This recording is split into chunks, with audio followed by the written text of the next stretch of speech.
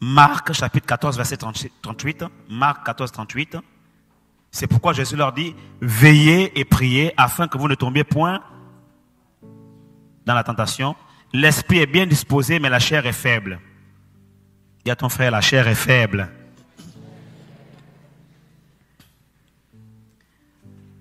Donc la prière dispose notre esprit.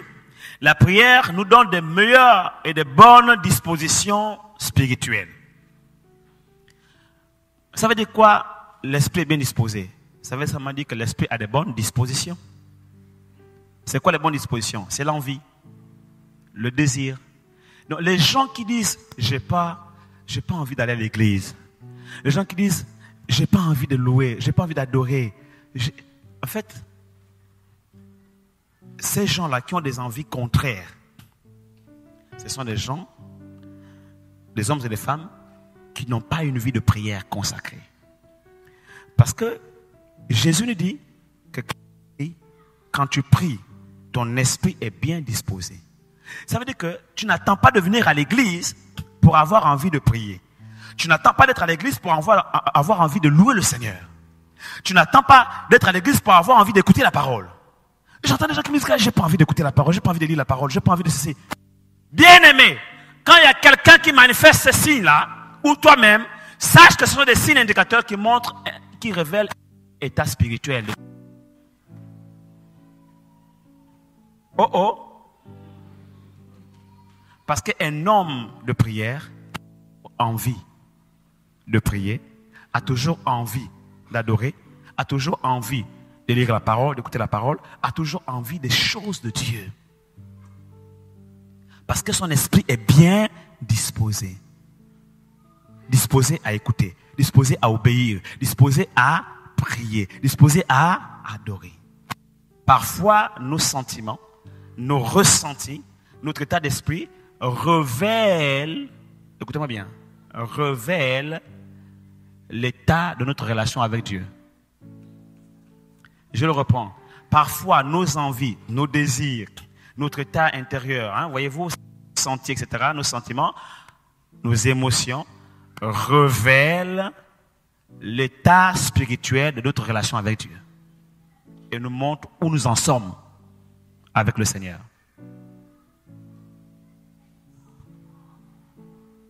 L'esprit est bien disposé.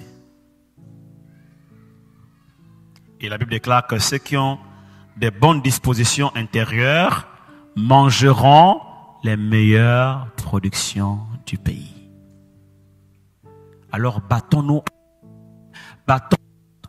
donnons-nous tous les moyens possibles pour avoir des bonnes dispositions spirituelles.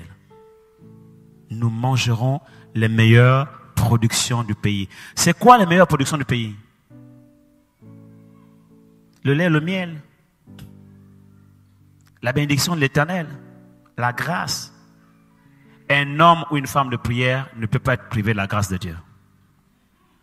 Je le répète, un homme ou une femme de prière ne sera jamais privé de la grâce de Dieu. Jamais. Jamais. Malgré les épreuves, malgré les combats, malgré les difficultés, tu ne seras jamais privé de la grâce de Dieu. Jamais. Il te dira chaque fois, ma grâce te suffit. Car c'est dans tes faiblesses que s'accomplit et se déploie ma force. Et tu verras la force de Dieu se déployer en ta faveur, dans tes faiblesses, dans tes difficultés, dans tes épreuves, parce que tu es un homme, une femme de prière. Bon, souvenez-vous que cette réponse a été donnée à l'apôtre Paul parce qu'il a prié. C'est après avoir prié que le Seigneur lui dit, ma grâce te suffit. Et en d'autres versions, ma grâce est suffisante. Oui, parce que quand on lit ce verset-là, on a l'impression que Dieu n'a pas voulu aider l'apôtre Paul. Il dit, ma grâce te suffit. Comme si Dieu disait que je ne fais plus rien d'autre. Non, c'est pas ce que ça veut dire. Quand il dit ma grâce te suffit, ça veut dire que ma grâce est suffisante. Il y a suffisamment de grâce. Parce qu'il a prié. Comme il a prié, Dieu a envoyé suffisamment de grâce sur sa vie. Oh, j'espère que quelqu'un a compris. J'espère. C'est parce que l'apôtre Paul a prié que Dieu lui a envoyé suffisamment de grâce. Est-ce qu'on réalise c'est quoi la grâce? Est-ce qu'on comprend c'est quoi la grâce? Il dit, ça ne dépend pas de celui qui veut, ni de celui qui court, mais tout dépend de Dieu qui fait grâce. Aïe, aïe, aïe, aïe, aïe. Est-ce qu'on comprend c'est quoi la grâce? Parce que ça semble être une phrase, une simple phrase de consolation que Dieu donne à l'apôtre Paul. Quand on lit ce passage, on a l'impression que Dieu n'a pas voulu enlever cette écharpe de l'apôtre Paul et Dieu a dit, bon, tu vas rester avec ça, tu vas te contenter de ma grâce. Non! C'est plus profond que ça. Il dit, ma grâce est suffisante. En d'autres termes, la grâce est tellement suffisante que ce démon-là ne peut rien contre toi. Un ange de Satan qui le souffletait. Donc un démon. Paul le chasse au nom de Jésus. Fait courabaracher. Il fait tous les katas spirituels qu'on connaît. Et Dieu lui dit, laisse tomber tout ça. Ma grâce te suffit.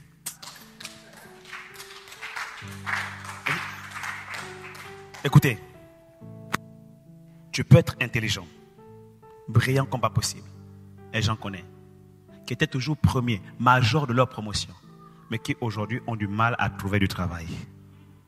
Mais il y en a qui étaient derniers, et qui même passaient de justesse, parfois que de neuf forts, qui aujourd'hui ont trouvé du travail, excellent dans les entreprises, etc. Vous me comprenez? Ça veut dire quoi? Ça veut dire que tu peux courir, tu peux monter sur les chevaux, tu peux avoir tout, tu vois, non? Mais s'il n'y a pas la grâce de Dieu, tu ne peux pas réussir. Maintenant, vous comprenez la portée spirituelle de la grâce. Maintenant, transformez à vos vies les combats que vous menez au quotidien, les blocages spirituels, et les malédictions qui environnent vos familles, et les complications d'avoir un emploi, de trouver du travail, ou de réussir. Imaginez tout ça. Et Dieu vous dit, ma grâce est suffisante. Est-ce que quelqu'un comprend quelque chose? Que Dieu nous aide.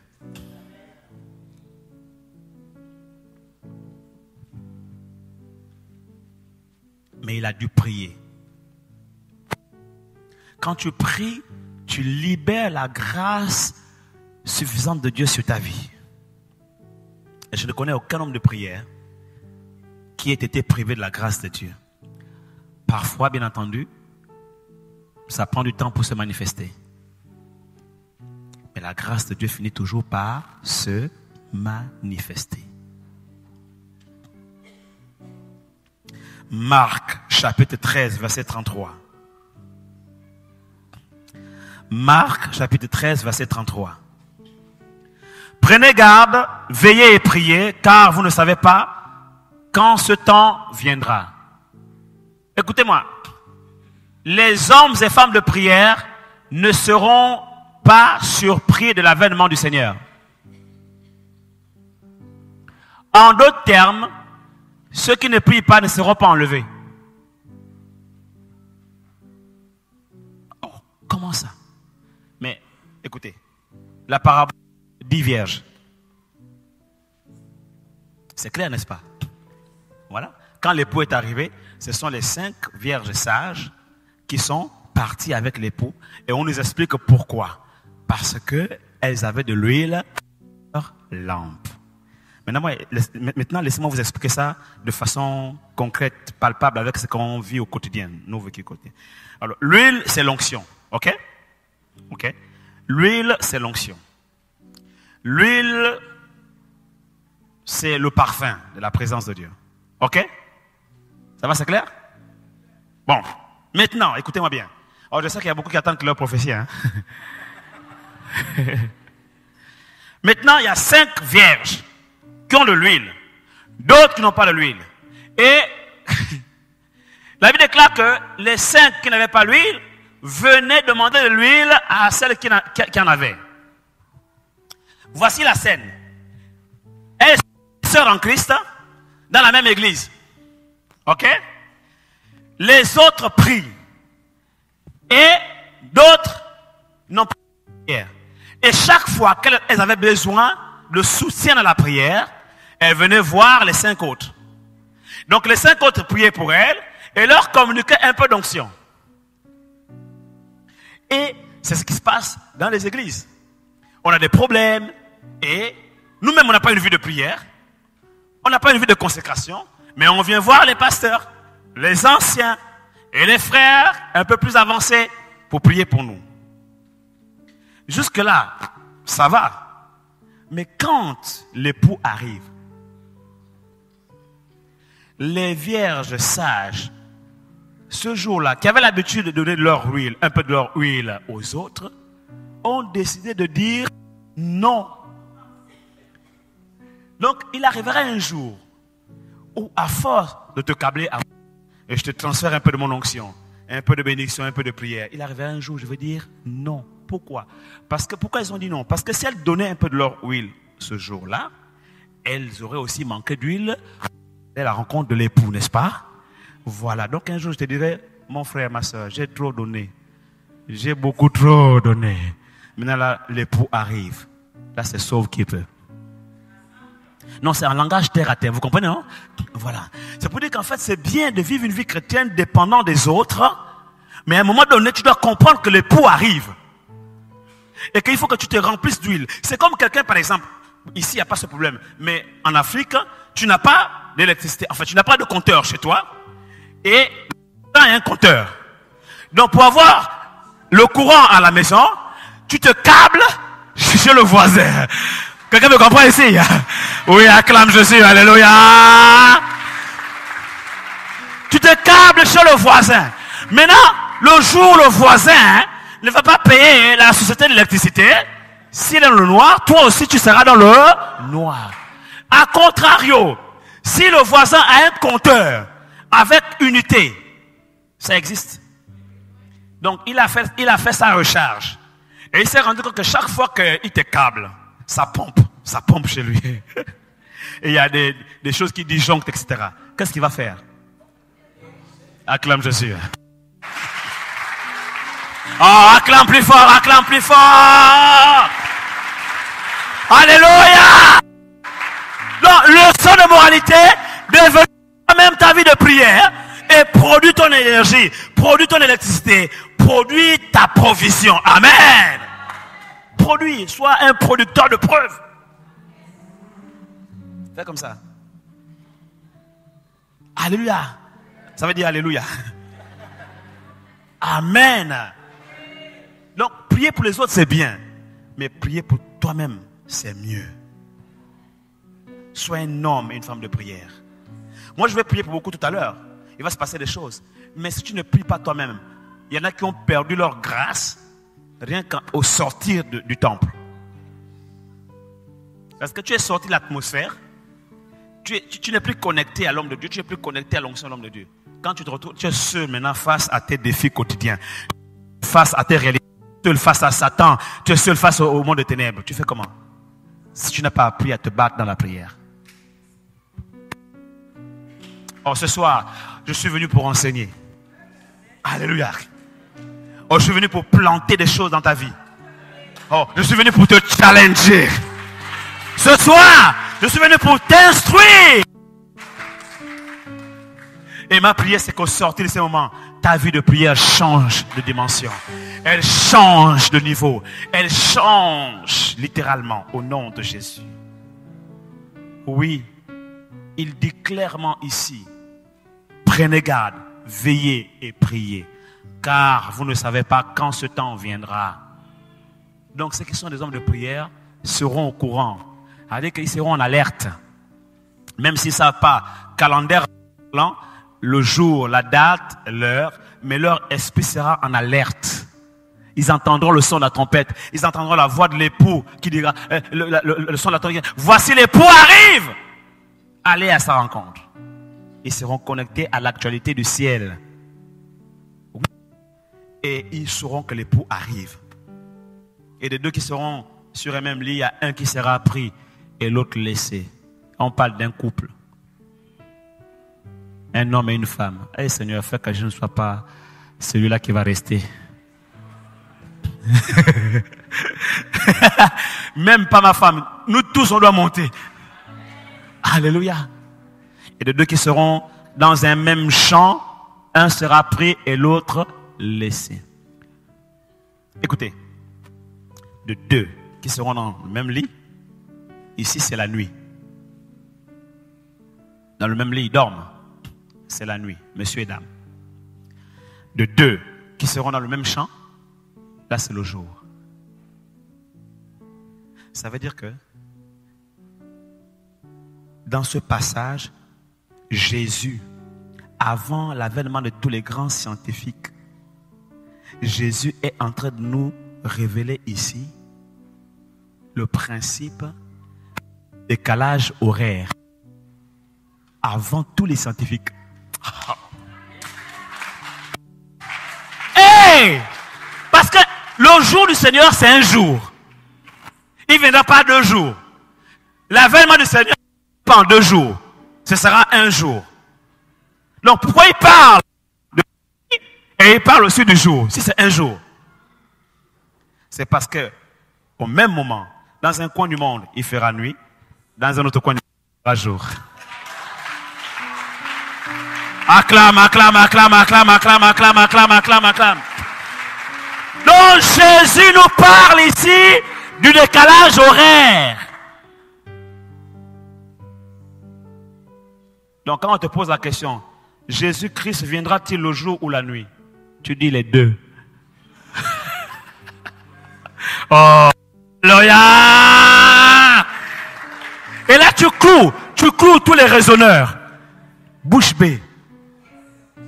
Il a tout prévu dans sa parole. Il a tout prévu. Qui est pressé de rentrer ce soir? C'est bizarre, pasteur. Je prêche tout bouillant et tout ça. Mais là, je sens le besoin d'être calme, d'aller tranquillement expliquer en profondeur. Qui est béni ce soir? Merci Seigneur. Parce que je suis en train de lutter contre moi-même. Je lutte contre ma nature là. Le pasteur, beaucoup me connaissent ici, n'est-ce pas? Je suis... quelqu'un m'a dit, tu es une boule de feu. Mais là, je me contiens parce que l'enseignement est tellement dense que je prends le temps, je crois que c'est Dieu qui m'imprime cette attitude. Je prends le temps d'expliquer les choses calmement, pour que ça descende bien, que tu digères bien. Parce que cet enseignement-là est très, très capital pour la suite de ton histoire. Pour la suite, le cours de ton histoire sur la terre. Pour la trajectoire que va prendre ta destinée à partir de ce soir. Oh, donne gloire à Jésus, donne gloire à Jésus, donne gloire à Jésus. Thank you Lord, thank you Lord, thank you Lord. Merci Jésus.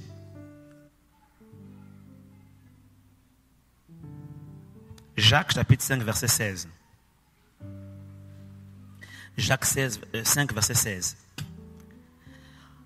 Confessez donc vos péchés les uns aux autres et priez les uns pour les autres afin que vous soyez guéris. Voyez-vous, une prière a besoin de confession. Parce que les péchés font obstacle à nos prières. Donc, il dit confessez vos péchés les uns aux autres. Ça veut dire que nous devons marcher dans la transparence au milieu de nous. Sinon, nos prières ne montent pas. Il se trouve que dans l'église, il y a beaucoup qui cachent leurs péchés pour une raison ou une autre. Oui, je n'ai pas confiance en ce frère, je n'ai pas confiance en cette sœur. Parfois, c'est des raisons qui sont fondées, parce qu'il y en a qui parlent beaucoup. Il va prendre ton affaire, il va la raconter là-bas, alors que tu as parlé pour te libérer. Mais ça ne doit pas être une excuse pour ne pas confesser ses péchés. Voyez-vous, c'est un principe spirituel. Même si tu dis à Dieu, oh, je craignais que mon affaire soit connue par tout le monde. Mais Dieu va te dire que, mais écoute, si j'ai dit de confesser tes péchés, c'est parce que une confession, c'est public.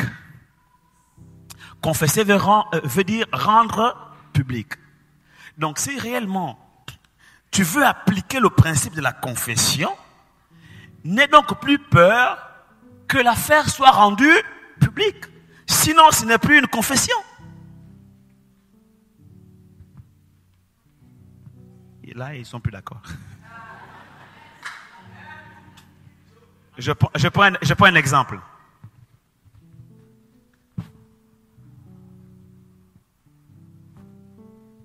Je viens de confesser. J'ai confessé, non? J'ai confessé, n'est-ce pas? Non. Parce que la confession est une déclaration, n'est-ce pas? Quand tu confesses la parole de Dieu, tu la confesses, non? Tu parles à haute voix, n'est-ce pas? Quand tu confesses une promesse, tu parles à haute voix, n'est-ce pas? Quand tu confesses, tu ne murmures pas, tu parles à haute voix. C'est ça, confesser. Confesser les promesses, confesser la parole. Donc, nous savons confesser notre foi. Nous savons les confessions de foi là, n'est-ce pas? Vous répétez des paroles positives. La confession à haute voix, n'est-ce pas? Vous déclarez. On sait confesser notre foi. On sait confesser les promesses de Dieu pour nous. On sait confesser les déclarations prophétiques. Maintenant, on ne sait pas confesser les péchés. Quand on arrive à pécher maintenant, un jour, il y a un pasteur qui conduisait la prière dans le réseau d'intercession. Il dit, confessons nos péchés. Il y a une soeur qui dit, le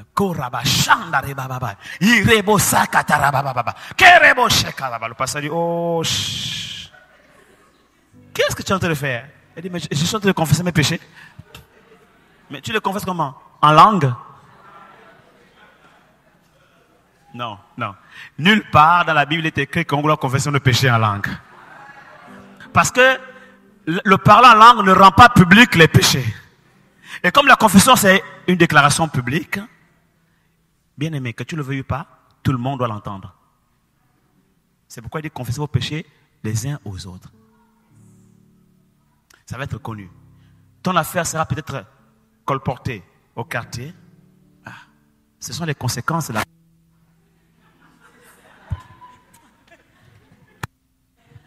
La confession a des conséquences. Maintenant, c'est réellement, donc il s'est repenti, n'a plus peur de subir les conséquences de la confession. Il s'attend, de toute façon, il s'attend à ça. Il sait que là, mort, vivant. Oui, donc, cabri mort n'a plus peur du couteau. Acclame Jésus. Alléluia! Parce que celui qui confesse ses péchés, il renonce à lui-même. Il se charge de sa croix et il suit Jésus. C'est la mort en soi. C'est la mort en soi. Oui. Quand tu t'es converti, tu as confessé tes péchés, n'est-ce pas? Mais tu savais que après, ça va être compliqué. Peut-être que ta famille ne sera pas d'accord. On va te persécuter, tes amis vont se moquer de toi, mais tu as accepté de porter le propre. Tu as accepté de payer le prix. C'est pareil. C'est la même confession là que tu as utilisée quand tu as accepté Jésus. C'est la même confession que tu as utilisée quand tu marches avec Jésus. C'est la même confession. D'accord? Quand tu as accepté Jésus, tu as confessé Jésus, tu as eu affaire aux gens de ce monde. Maintenant, quand tu vas confesser tes péchés dans ta marche chrétienne, tu auras en face de toi les chrétiens que tu devras affronter. Chacun avec son caractère. Mais accepte de porter la croix. Maintenant, écoutez la suite. Elle déclare que Jésus-Christ a appris l'obéissance à travers les choses dont il a souffert. Accord. Oui. L'accord du parti présent comme le parti passé. Oui, ça s'accorde en genre et en nombre. Oh, acclame Jésus! Alléluia! Amen! Alléluia! Ça s'accorde en genre et en nombre, non seulement par le sujet qui précède, mais aussi par le complément d'objet direct. Oui! Acclame Jésus. Amen. Et ici, le complément d'objet direct, c'est quoi? Les choses dont il a souffert.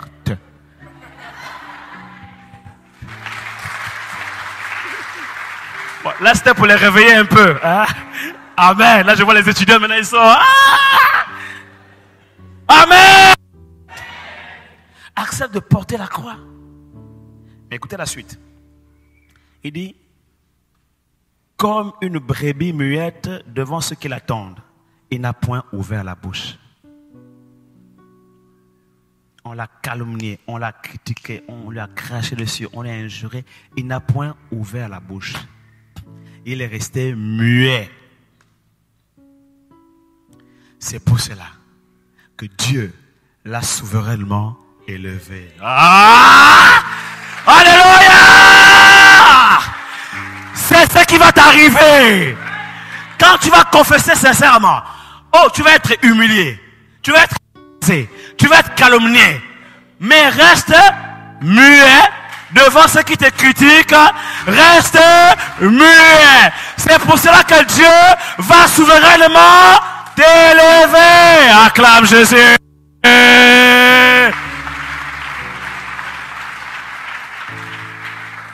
Jésus n'a pas été élevé avant la croix, mais après la croix. Donc, si tu ne veux pas porter la croix, tu ne seras pas élevé. Et la Bible déclare que celui qui cache ses transgressions ne prospère pas. C'est pourquoi ta vie est bloquée. Tu ne prospères pas parce que tu caches tes péchés. Tu as de bonnes raisons, certainement. Hein? Là, il y en a qui me disent, mais il prophétise quand? Il fait que parler.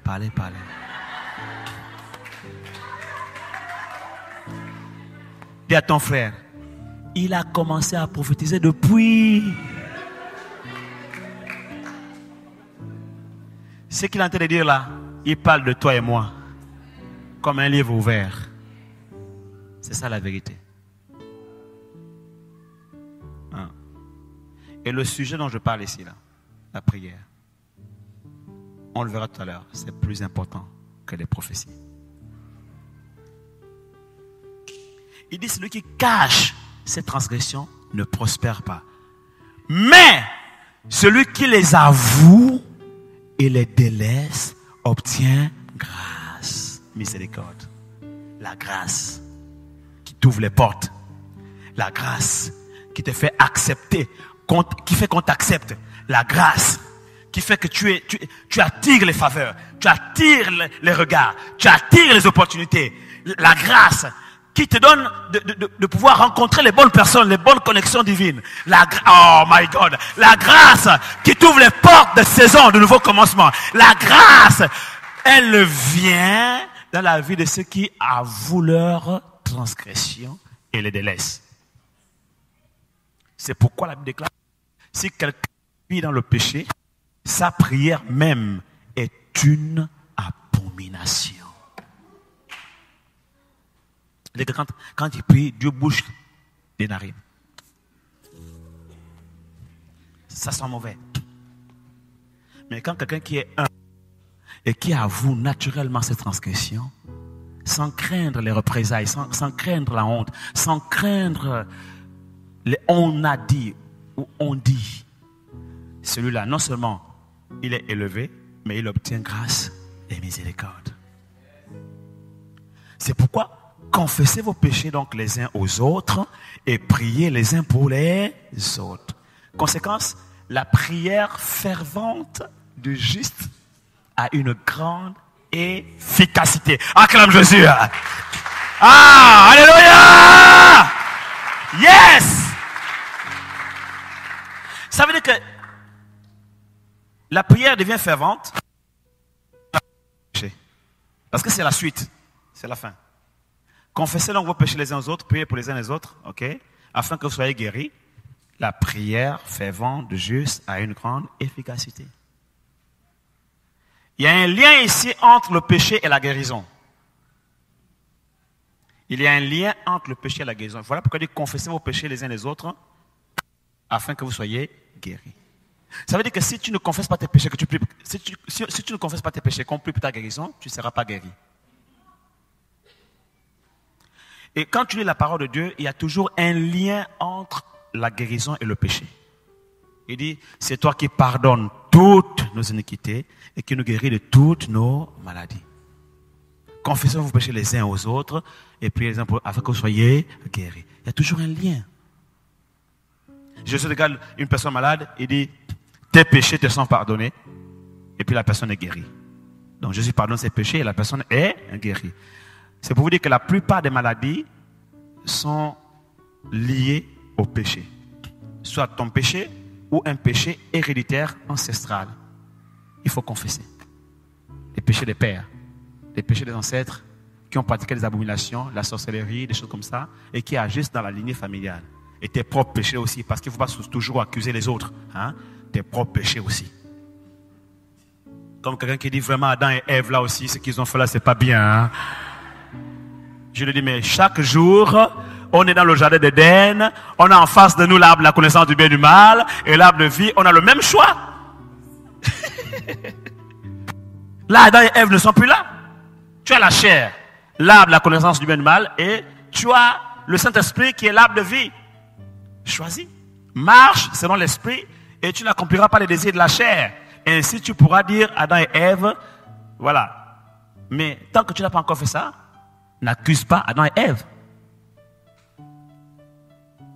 Alléluia. Dis à ton frère, confesse. Regarde-moi. Même si je ne suis pas digne de confiance, confesse. Acclame Jésus, alléluia.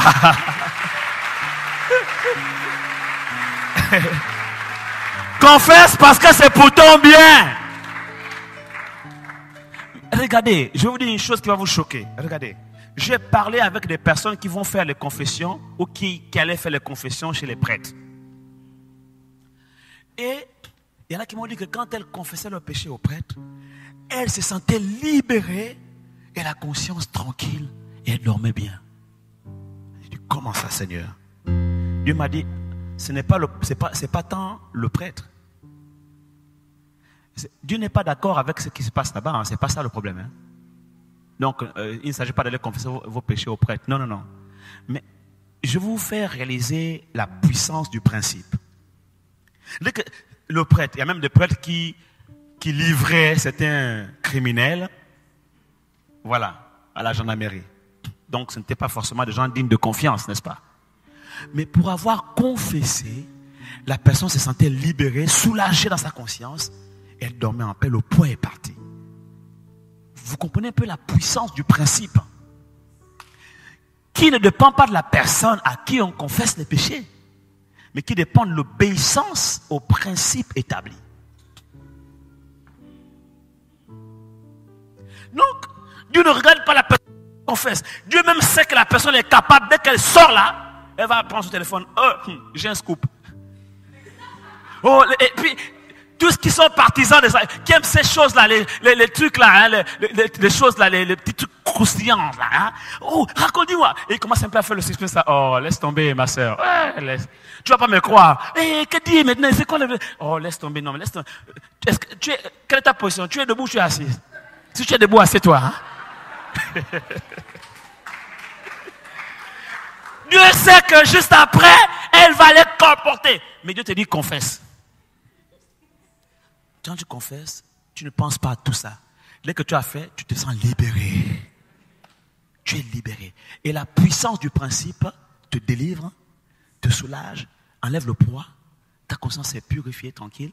Et Dieu t'accorde le salut parce que tu as obéi au principe. Ce n'est pas l'homme qui bénit. C'est le principe qui bénit. Là, je vais choquer. Écoutez-moi, je vais vous choquer. Préparez-vous, dites à ton frère, attache la ceinture. Parce qu'il va encore nous choquer. Il va même nous choquer. Scandaliser et choquer en même temps. Écoutez, ce n'est pas l'homme qui bénit, mais c'est le principe qui bénit.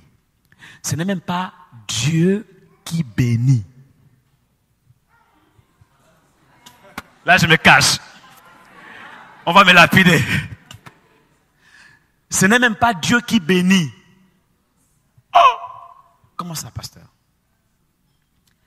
À Rabat, ici, depuis que je suis arrivé, j'ai remarqué qu'il y a les feux. Les feux tricolores, n'est-ce pas? Est-ce que vous avez déjà vu la personne qui a placé ces feux tricolores-là? Non. Comme nous en France, il y a les feux tricolores. Et je ne sais pas ici, mais en France, il y a des radars à certains feux tricolores. Ici aussi, il y en a. Voilà. Donc, tu ne connais pas la personne qui a placé le feu tricolore. La personne qui a même mis en place les lois là, peut-être qu'elle est même morte. Mais quand tu brûles un feu rouge, flash, tu reçois le petit bout de papier à la boîte aux lettres. Vrai ou faux? Tu reçois une prune. Tu reçois une amende que tu devras payer. Qui t'a puni? Est-ce que c'est la personne qui a placé le feu? Est-ce que c'est la personne? Est-ce que c'est le législateur qui t'a puni? Qui t'a puni? Est-ce que c'est Dieu qui t'a puni? Le principe. Acclame Jésus. Il en est ainsi de la parole de Dieu. Ce n'est pas la parole de Dieu, ce n'est pas Dieu qui nous maudit. Dieu n'a jamais maudit personne. Tu vois, j'ai envie de prier, mais je sens l'onction de la parole. Alléluia. Les révélations.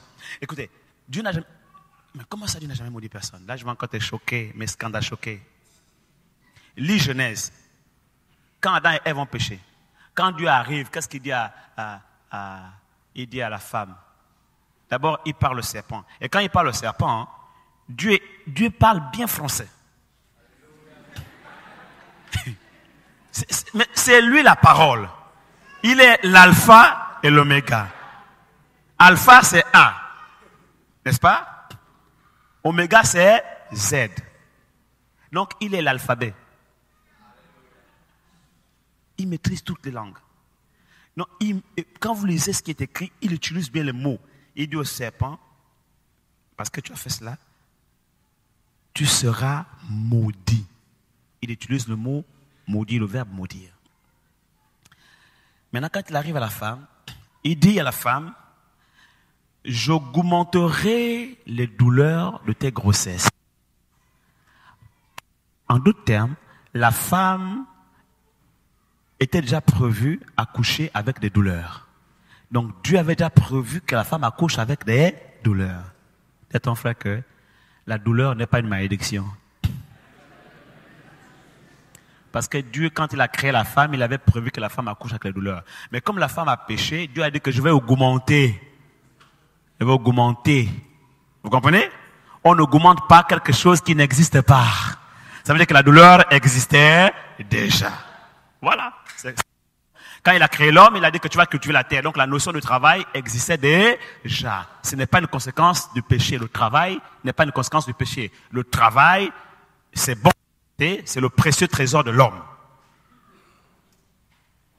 Donc, il n'a pas maudit la femme. Il n'a pas maudit la femme. Et quand il arrive à l'homme, il regarde l'homme. Il dit, ah, Adam, toi aussi quand même. Comment tu peux faire des choses comme ça? Mais pourquoi Dieu n'a pas maudit la femme et n'a pas maudit l'homme? Parce que quand il les a créés, la Bible dit que Dieu les créa et il vit que c'était très bon et Dieu les bénit. Donc, comme l'homme était déjà béni, Dieu ne pouvait plus superposer la malédiction sur la bénédiction. C'est incompatible. Donc, du coup, Dieu est embêté. Il regarde Adam, il voit la bénédiction qu'il a déjà déposée sur sa vie. Et il y a un principe qui est écrit dans la Bible que quand Dieu bénit, il bénit éternellement. Donc, il ne peut plus enlever la bénédiction. Il fait comment? Est-ce qu'il va prendre la malédiction pour la déposer sur la bénédiction? C'est incompatible. Il y aura forcément corps étranger. Donc Dieu est embêté, c'est une façon de dire. Il est comme, qu'est-ce que j'ai fait? Il faut bien que la malédiction tombe plus qu'il... Et la Bible déclare, écoutez, Dieu maudit la terre. Oh, acclame, alléluia! De la malédiction qui devait tomber sur l'homme a été jeté sur la terre. Et il dit, la terre te produira des épines, des ronces. Avant, la terre ne produisait pas des épines. Vous savez qu'il y a des choses qui sont nées par la conséquence du péché. Les épines, les ronces, ça n'existait pas. Les fourreaux, les fourmis, les moustiques, ça n'existait pas. Acclame Jésus, alléluia. Mais c'est venu parce que la terre a été maudite. Et donc finalement la terre a commencé à produire des algues. Même les petits ruisseaux là ont commencé à être affectés par la malédiction de la terre. Aïe, aïe, aïe. Maintenant écoutez. Quand Isaac bénit Jacob et que Ésaü vient voir son père, s'était rendu compte que son frère l'a usurpé la bénédiction, qu'est-ce que Ésaü demande à son père Isaac? Il dit à son père Isaac, il dit, n'as-tu pas une autre bénédiction pour moi? Son père dit non, la bénédiction qui était pour toi, elle est partie avec ton frère. Il dit, Père, bénis-moi. Il n'a plus de bénédiction. Il dit, bénis-moi. Le père ouvre sa bouche et il dit à son fils Ésaü, il dit, le ciel te fermera ses portes, sera fermé au-dessus de ta tête et te privera de sa pluie et de sa rosée. La terre te privera de ses productions. Non, entre nous, ça c'est une... Il dit le ciel sera fermé au-dessus de toi et te privera de sa pluie. Et la terre te privera de ses récoltes. Ça, c'est pas une bénédiction. C'est même une malédiction. Il ne fait qu'accentuer la malédiction de la terre. Maintenant, écoutez la suite. Écoutez la suite. Et il dit à son fils, mais tu vivras grâce à ton épée. Or, l'apôtre Paul nous dit dans Éphésiens que prenez aussi l'épée de l'esprit qui est la parole de Dieu. Ah, acclame Jésus, acclame Jésus, acclame Jésus, acclame Jésus. Alléluia! Ça veut dire que même si le sol est maudit, je vaincrai grâce à la parole de Dieu. Je vivrai par mon épée. Je vivrai par la parole de Dieu. L'homme n'a jamais été maudit. La terre a été maudite. Mais pour briser la malédiction de la terre, il faut avoir recours à l'épée, qui est la parole de Dieu. Ça veut dire quoi? Ça veut dire que c'est la parole qui bénit. Et je vais encore te prouver ça autrement. Quand Jacob fuit la face de son frère, Ésaü le pourchasse. Pourquoi Ésaü le pourchasse? Alors qu'Ésaü est béni. Jacob est parti. Quelqu'un qu'on poursuit, est-ce qu'il a le temps de faire ses valises? Non. Donc Jacob a fui Ésaü avec les habits qu'il avait sur le corps. Il n'a rien emporté avec lui, même pas une aiguille. Ésaü est resté avec tout l'héritage de son père. Les bœufs, les troupeaux, tout le bétail, toutes les maisons, tout. Donc Ésaü pouvait se dire, tant mieux, Jacob est parti, moi je suis resté avec l'héritage, je suis un homme béni. Et pourquoi il a poursuivi son frère Jacob? Parce que Ésaü savait que la bénédiction, ce n'est pas le matériel. Mais la bénédiction, c'est la parole qui est partie avec Jacob. Que son père a libéré sur sa vie. Oh, acclame Jésus. Ah, acclame Jésus. Alléluia. Donc la bénédiction est attachée à la parole. La bénédiction est attachée au principe. Quand tu obéis au principe, le principe te bénit. Mais quand tu désobéis au principe, le principe te maudit. Deutéronome 28 dit, voici les bénédictions qui s'attacheront, qui accompagneront ceux qui obéiront à mes commandements. Et voici les malédictions qui viendront sur ceux qui vont désobéir. Ce n'est pas Dieu qui maudit, ce n'est pas Dieu qui bénit, mais c'est la parole, c'est le principe. Acclame Jésus. C'est pourquoi obéir au principe Ne regarde pas l'homme. Ne regarde pas la femme qui est en face de toi. Aux frères et aux sœurs. Confesse tes péchés. Obéis aux principes. Et tu recevras la grâce attachée. La bénédiction attachée. Écoute-moi.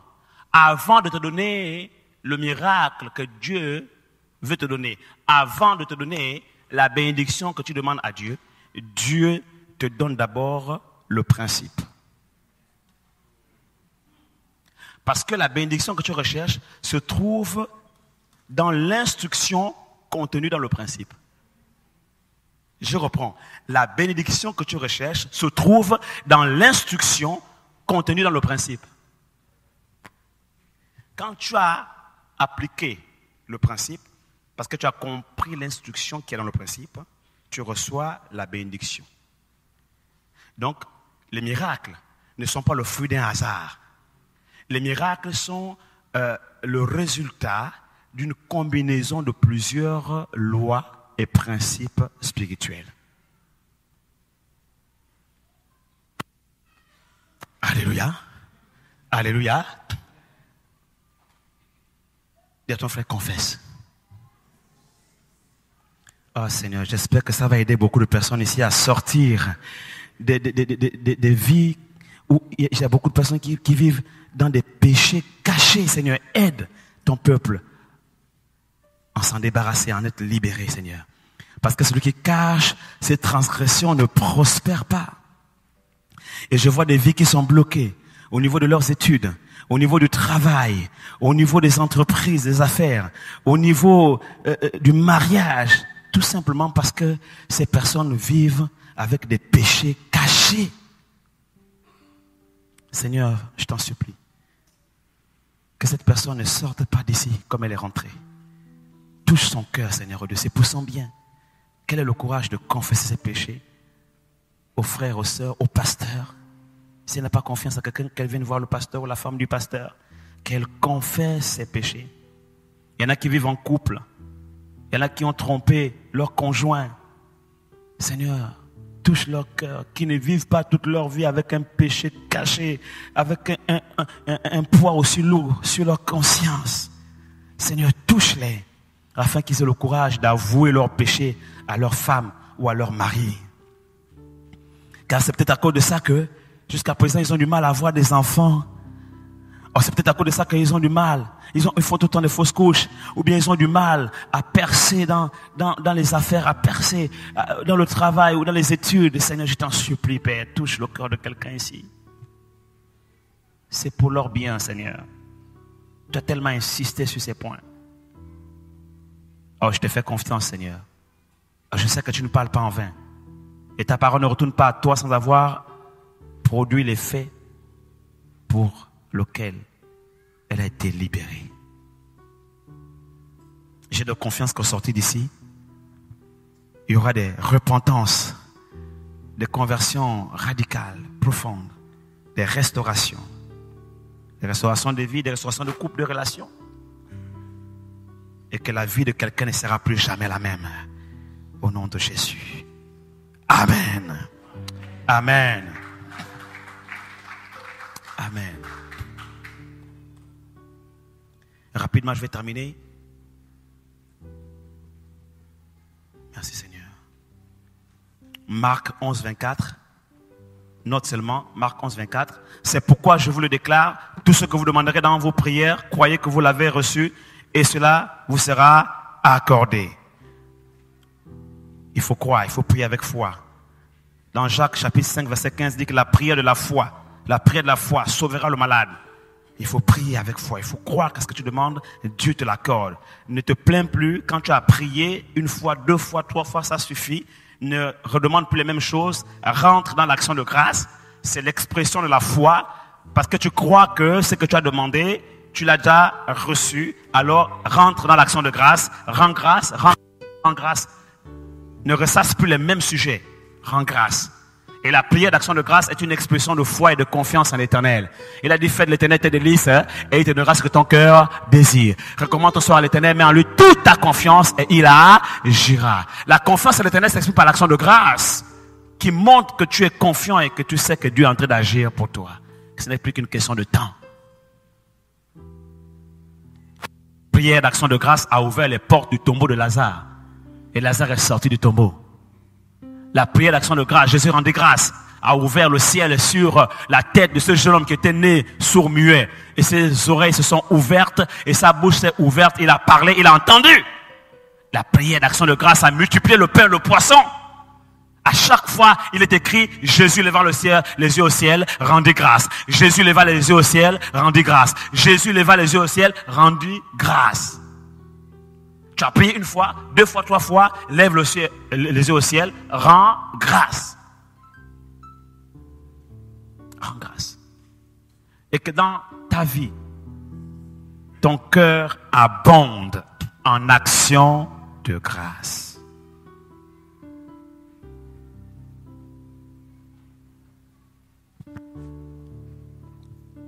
Merci Seigneur.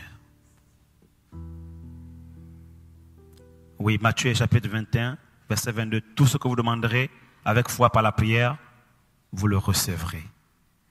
Éphésiens 6, 18. Faites en tout temps par l'Esprit toutes sortes de prières et de supplications. Veillez à cela avec une entière persévérance et priez pour tous les saints. Remarquez bien que ce passage vient à la conclusion de la liste des 6 armes spirituelles, n'est-ce pas? Et beaucoup de pasteurs, tout comme moi, avons enseigné qu'il existe 6 armes spirituelles. Mais j'aimerais vous dire qu'en fait, il n'y en a pas 6. En réalité, il y en a 7. La 7e arme, c'est la prière. Voilà pourquoi ça vient à la fin. Oui. Il cite d'abord tous les autres. Ok. Il cite quoi? Il cite le casque du salut, le bouclier de la foi, ceinture de vérité. Ok. Quoi d'autre? La cuirasse de la justice. Quoi d'autre? Le zèle de l'évangile et l'épée de l'esprit, 6e arme. Et puis 7e arme, faites en tout temps par l'esprit toutes sortes de prières. La prière est la 7e arme. Et surtout la prière en esprit. Il y a une différence entre la prière en esprit et la prière de l'esprit. Est-ce que je pousse encore un peu? La prière par l'esprit, c'est prier Saint-Esprit. C'est pourquoi c'est écrit avec grand E. Mais la prière en esprit, c'est écrit avec petit e. Quand Jésus dit par exemple que Dieu cherche des adorateurs qu'il adore en esprit, c'est avec petit e. Donc, la prière par l'esprit, c'est la prière par le Saint-Esprit, poussée par le Saint-Esprit, inspirée par le Saint-Esprit. C'est le Saint-Esprit qui prie à travers toi. Il prie à l'intérieur de toi par des soupirs inexprimables. Il t'inspire et tu pries la prière du Saint-Esprit, la prière que Jésus-Christ lui-même aurait faite à ta place. Ok? Poussé par le Saint-Esprit.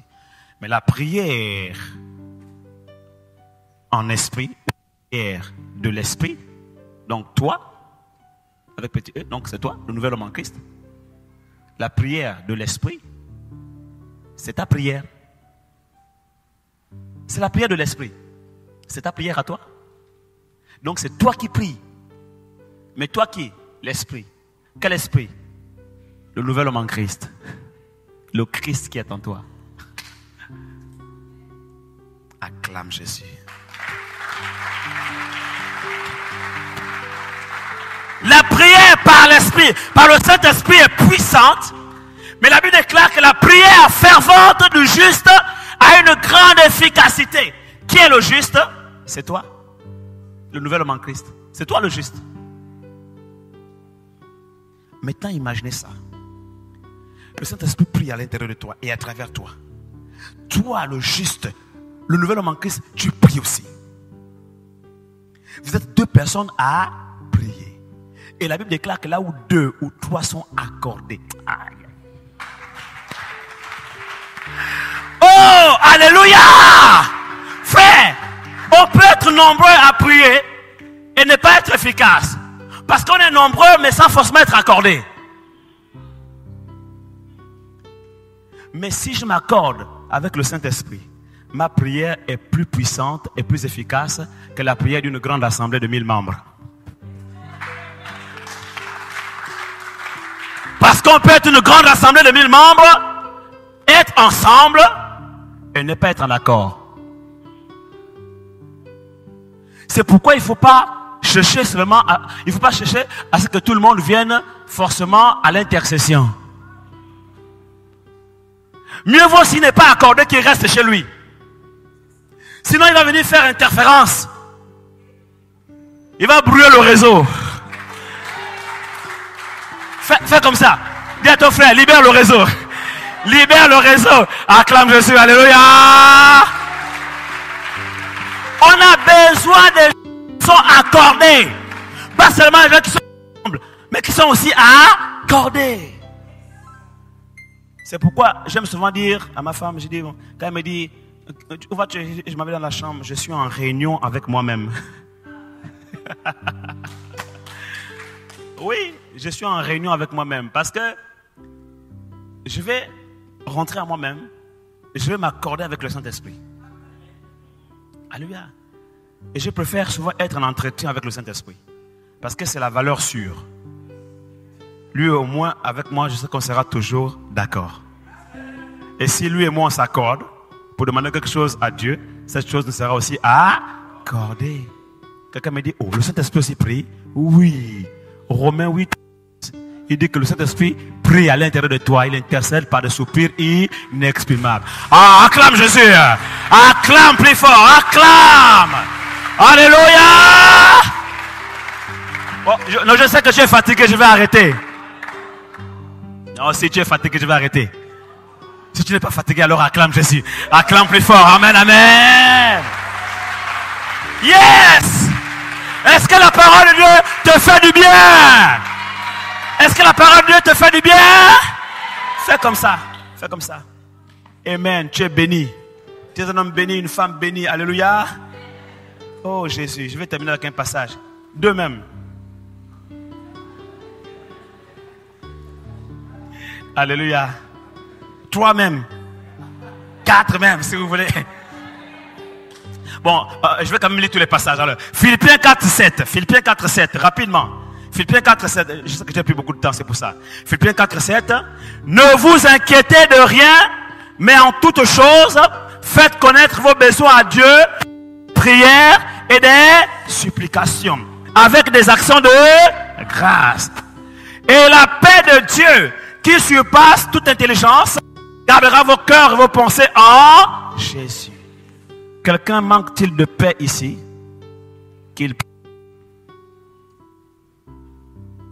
C'est la conséquence. Quand tu as fait connaître tous tes besoins à Dieu par des prières, la conséquence évidente, c'est que la paix de Christ, qui surpasse toute intelligence, remplit ton cœur. Et garde ton cœur et tes pensées en Christ Jésus. Tu es troublé? Tu manques de paix? Tu ne dors pas tranquille? Prie. Tu te coucheras. Tu t'endormiras en paix. Car l'Éternel te garantira la sécurité dans ta demeure. Il te donnera sa paix. Pas comme le monde la donne. Sa paix est profonde. Sa paix n'est pas passagère, elle est profonde. Même au sein des épreuves, de la tempête, le cœur est en paix. Il y a toujours les factures, il y a toujours le courrier de l'huissier, il y a toujours tel problème, il y a toujours la maladie qui est là. Mais ton cœur est en paix. Tu es toujours sans emploi. Tu es toujours célibataire. Mais la paix de Christ remplit ton cœur. Pourquoi? Parce que tu es un homme, tu es une femme, tu es un homme de prière. Et la paix de Christ qui surpasse toute intelligence gardera vos cœurs et vos pensées en Christ. Écoutez, en d'autres termes, la paix de Dieu qui s'installe dans ton cœur après que tu aies prié est signe indicateur que Dieu t'a exaucé. Tu veux savoir si Dieu t'a exaucé? Quand tu finis de prier, écoute ton cœur. Si ton cœur est encore troublé, ça veut dire qu'il y a encore le doute.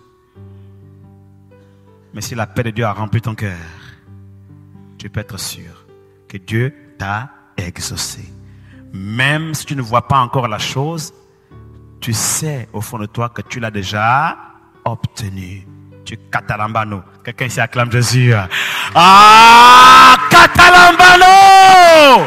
Alléluia! Quelqu'un dit Catalambano! Lambano! Et Dieu me montre qu'il y a des gens qui prient pour des sujets depuis des années, depuis longtemps, qui viennent de recevoir la réponse. Quand tu pries, comment est ton cœur? Est-ce que la paix de Dieu remplit ton cœur? Si la paix de Dieu a rempli ton cœur, tu peux dormir comme un bébé. Ce travail-là viendra. Ce mari viendra. Cette femme viendra. Oh, ce n'est qu'une question de temps. C'est une question de saison. Le bébé que tu recherches là, pour lequel tu pries depuis longtemps, est en route. Marche en paix, confiant. Commence à même faire des courses, va au magasin, achète la layette. Oh, alléluia! La paix de Dieu est le signe indicateur que le ciel a reçu ta requête. Le ciel a reçu ta requête. Dieu s'occupe du problème. Ton dossier est en cours de traitement. Amen. Il y a une sœur de ICC Paris qui m'a contacté. Elle me dit que non, il y a son dossier de naturalisation, son mari et elle qui est resté bloqué. Et elle ne sait pas. Il n'y a pas de suite.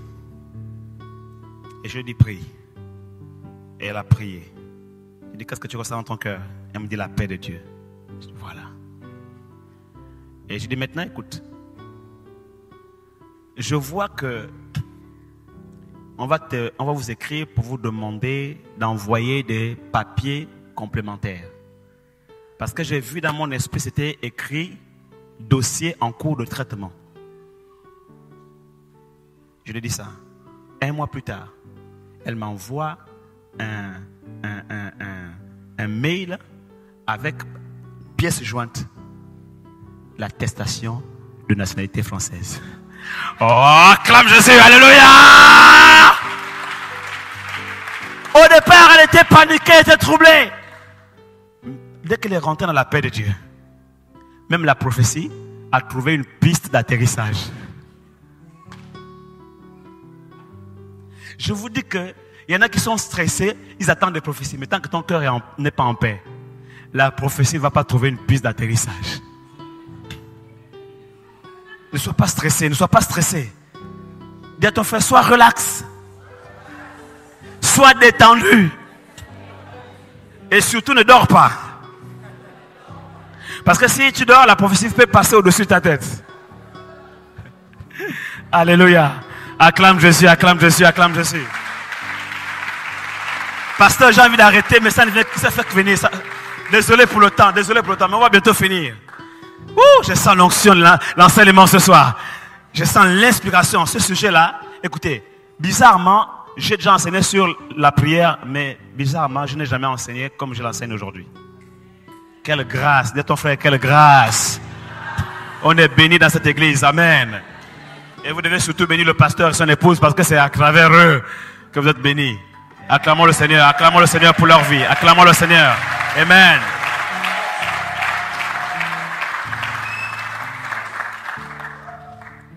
Amen. Pasteur, est-ce que vous pouvez m'accorder une faveur? C'est-à-dire qu'aujourd'hui, je finis l'enseignement et demain soir, réunion spéciale prophétie. On peut faire... Bon, je sais qu'il y a des thèmes, mais je vais aborder le thème du soir en même temps qu'avec les jeunes. Hein?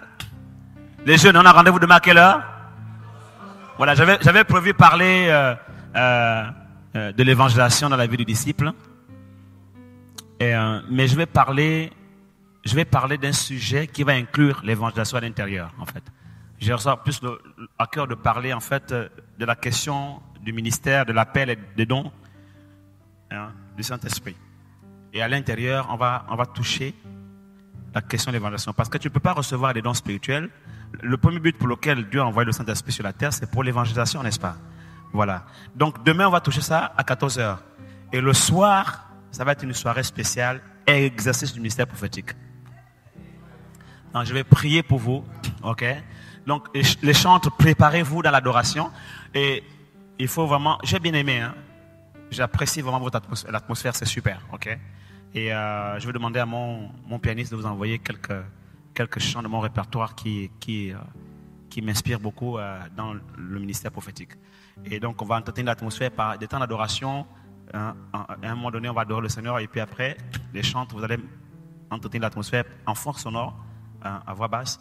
Et je me laisserai conduire par le Saint-Esprit par rapport aux besoins que Dieu va identifier dans la salle, dans la vie des uns des autres. Et comme j'ai commencé à le faire aujourd'hui, je vais commencer à exercer le ministère prophétique par des paroles de connaissance, par des prophéties, etc. Ok? On fait comme ça? Voilà, donc on se prépare pour demain. Je pensais pouvoir vraiment le faire aujourd'hui, mais je sens que je suis attrapé comme ça par le Saint-Esprit qui me fait m'envoyer les révélations, donc j'obéis. Ok? Et comme la prophétie est plus, la parole de Dieu est la prophétie par excellence, donc j'obéis simplement. Mais je sais que depuis que vous m'écoutez, beaucoup de personnes reçoivent à travers l'enseignement des paroles spécifiques qui concernent leur vie, des situations bien précises de leur vie. C'est aussi une prophétie. La prophétie n'a pas de forme spécifique. Comprenez cela? La prophétie, c'est une parole spécifique qui s'adresse à toi, à travers un don spirituel, comme tout à l'heure, ou à travers l'enseignement de la parole, une prédication. Ok? Beaucoup de personnes sont venues me voir à la fin d'un culte pour me dire, pasteur, c'est plus la peine de te voir en entretien, alors qu'elles étaient sur la liste des entretiens. Je dis pourquoi? Mais parce que tout ce que je voulais savoir, Dieu a répondu à mes questions à travers la prédication. Ok?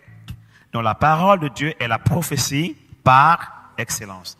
Donc je ressens le besoin au moment de finir l'enseignement. Et puis demain, vraiment demain soir, on va passer du temps dans l'adoration et on va laisser le Saint-Esprit nous conduire dans l'exercice du ministère prophétique. D'accord? Voilà. Je n'ai pas dit que forcément tout le monde aura une prophétie. Hein? Et c'est Dieu qui conduit.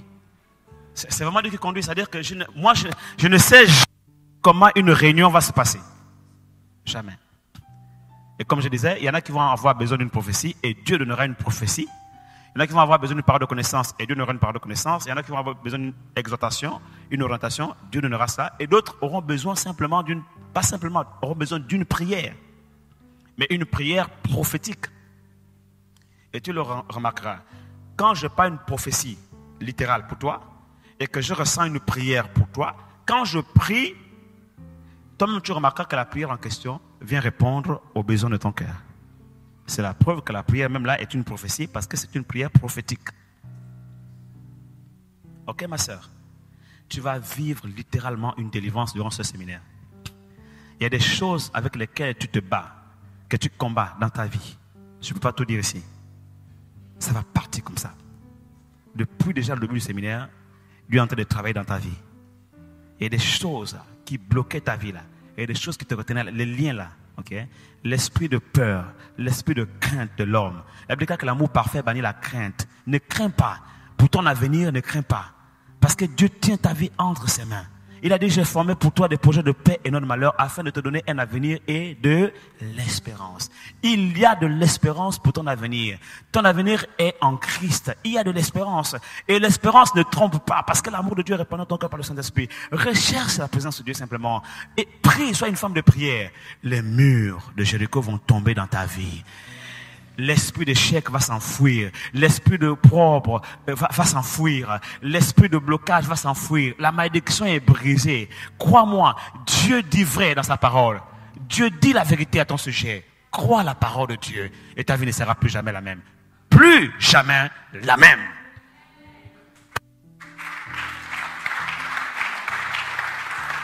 Plus jamais la même. Alléluia. Quelqu'un l'aide là. Donnez-lui un mouchoir. Une sœur à côté si vous pouvez l'aider. Merci Saint-Esprit. Donnez-lui un Kleenex. Et s'il y a vraiment une sœur, prends-la dans tes bras. Prends-la dans tes bras. Prends-la dans tes bras. C'est important. Vous savez, il faut savoir soutenir les uns les autres. Ok? Voilà. Elle a besoin de sentir l'amour de Dieu. Elle a vécu des séparations, des déchirures, des déceptions. Elle a perdu des relations chères. Mais Dieu l'aime. Oh ma soeur, j'entends dans mon esprit, ne m'appelle plus maître, même si je suis ton maître, et que tu es mon disciple. Parce que moi, je t'appelle plus serviteur ou servante, mais je t'appelle mon ami. Tu avais besoin d'amis, tu as perdu des amis. Jésus te dit ce soir, je suis ton ami. C'est ton ami fidèle. Il n'abandonne jamais. Jamais. Quelqu'un ici donne gloire à Jésus.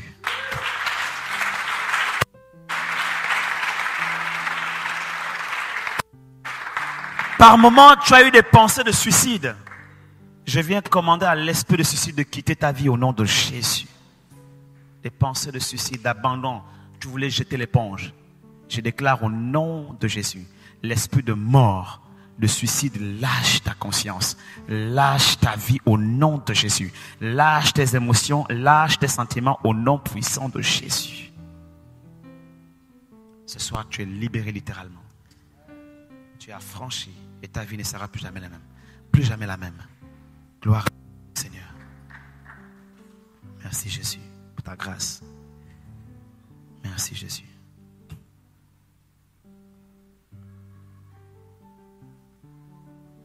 Dans Jean chapitre 14, verset 14. Jean 14, 14. Je le répète, si vous demandez quelque chose en mon nom, je le ferai. La prière d'un bon disciple est toujours faite au nom de Jésus. Il faut toujours prier au nom de Jésus. Le nom de Jésus doit toujours être la signature de toutes vos prières. Quand vous finissez de prier, dites toujours au nom de Jésus. Matthieu 18, 20. Matthieu 18, 20. Car là où 2 ou 3 sont ensemble en mon nom accordés et demandent quelque chose en mon nom, qu'est-ce qu'il dit? Je suis présent au milieu d'eux. Et vous pouvez comprendre qu'il exauce aussi, il accorde la prière qui a été faite par 2 ou 3 personnes qui sont accordées.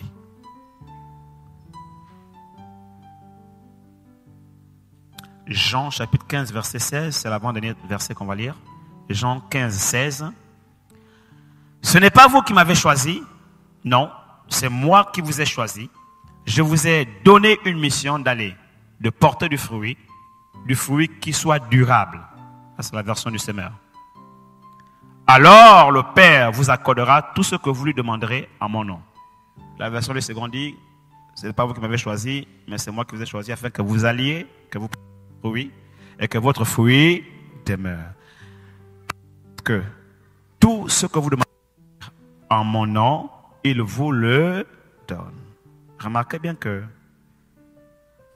le Père donne tout ce qu'on lui demande dans la prière à qu'on ait porté du fruit. Dans quel cadre? Dans le cadre de la mission. Il nous a choisis pour une mission et si nous portons du fruit dans cette mission, tout ce que nous demandons au Père au nom de Jésus nous sera accordé. En ce moment, l'exaucement de tes prières devient une récompense du travail que tu as accompli. Ça veut dire que Dieu n'exauce pas les prières des paresseux. C'est aussi simple. Imaginez, tu es embauché dans une entreprise. Dès que tu arrives, tu n'as même pas encore travaillé, tu demandes ton salaire. Alors, je ne connais pas un employeur qui va te payer, hein? Travaille d'abord et ensuite tu auras un salaire. Ici, Jésus nous présente la prière, ou du moins l'exaucement de nos prières, comme étant un salaire. Oui. Et c'est pourquoi j'aime souvent dire que ta bénédiction est dans ta mission. Ta provision est dans ta mission. Il dit, regardez les oiseaux du ciel. Ils ne sèment ni ne moissonnent. Mais c'est normal. Leur travail n'est pas de semer et de moissonner. Ils ont un autre travail à faire. Ils volent, Ils chantent. Ils révèlent la beauté de Dieu par leur plumage. Quand c'est le printemps, on voit les hirondelles qui volent. Et on sait que c'est le printemps. On est passé de l'hiver au printemps. Donc les oiseaux annoncent aussi le changement de saison. Ok? Donc parce qu'ils révèlent la beauté de Dieu, la gloire de Dieu par leur plumage, parce que ils chantent les louanges du Seigneur, parce que ils annoncent le changement de saison, etc. Notre Père céleste les nourrit parce qu'ils accomplissent la mission pour laquelle ils ont été envoyés sur la terre. Acclame Jésus.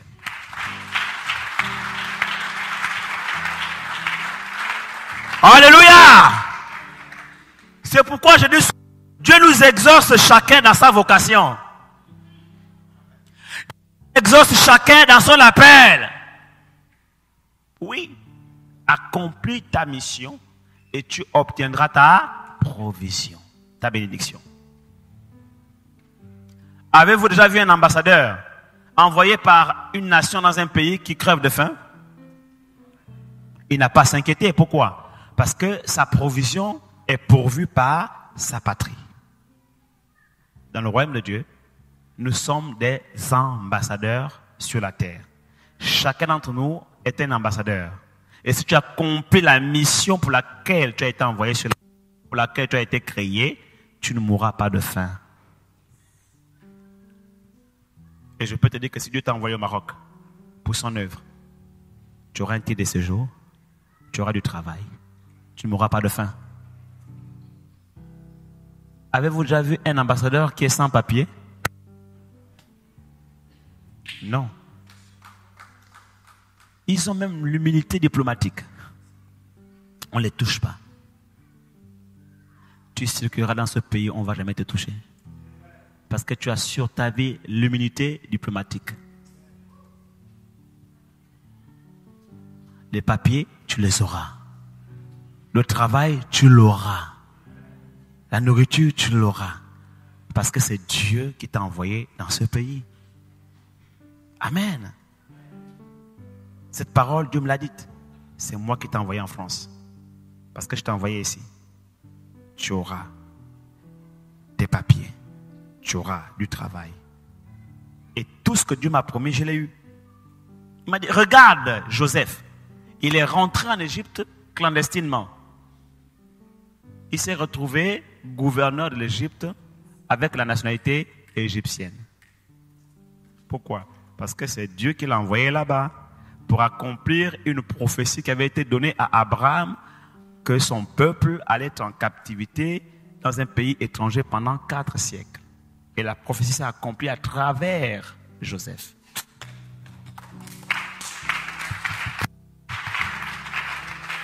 Peut-être que ta présence ici au Maroc est un signe de l'accomplissement d'une prophétie que Dieu a envoyée sur cette nation. Le réveil de la nation. Travail au salut des âmes. Travail à l'avancement de l'œuvre de Dieu dans ton église locale. Et tu verras que ta provision sera dans ta mission. Parce que ce n'est pas toi qui l'as choisi, c'est lui qui t'a choisi. Il t'a envoyé. Fais la mission. Et tout ce que tu demanderas au Père, au nom de Jésus, te sera accordé.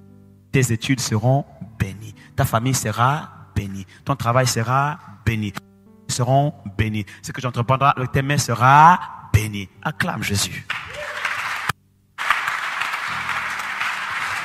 Oui, acclame Jésus. Alléluia. Yes.